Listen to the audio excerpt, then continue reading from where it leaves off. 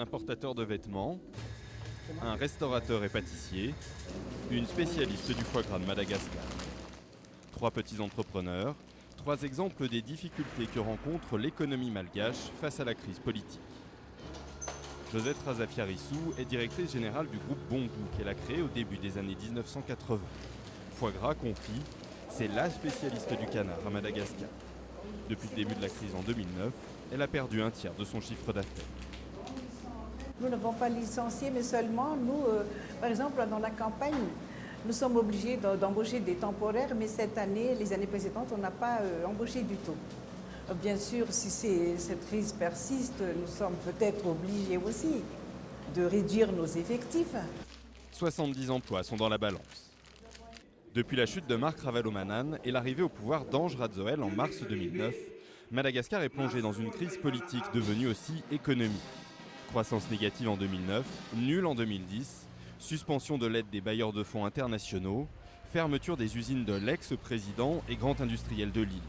On estime que dans le secteur formel, 200 000 emplois sur un peu plus d'1,5 million auraient été perdus. On ne peut pas tenir plus longtemps. Les entreprises s'épuisent aussi. On a vécu un peu sur les réserves. Il faut qu'on essaye de trouver d'autres alternatives maintenant. Ce commerçant constate lui pourtant une timide reprise ces derniers mois. Importateur de vêtements de marque, il a dû néanmoins faire appel à sa banque pour tenir le coup. J'ai gardé mes salariés et même continué à les augmenter. Mais je n'ai pu le faire que parce que ma banque a accepté de rééchelonner mon prêt et d'en repousser l'échéance. Un cas loin d'être isolé. Les banques ont constaté des retards de paiement et reçoivent quotidiennement des demandes de rééchelonnement. Mais certains entrepreneurs poursuivent néanmoins leurs investissements. C'est le cas de Zoé Razanamaev, propriétaire de plusieurs hôtels, salons de thé et pâtisseries. Il aménage une nouvelle salle de restauration avec une vue imprenable sur la capitale. Une fois que la crise sera terminée, nous pensons que la situation économique va s'améliorer.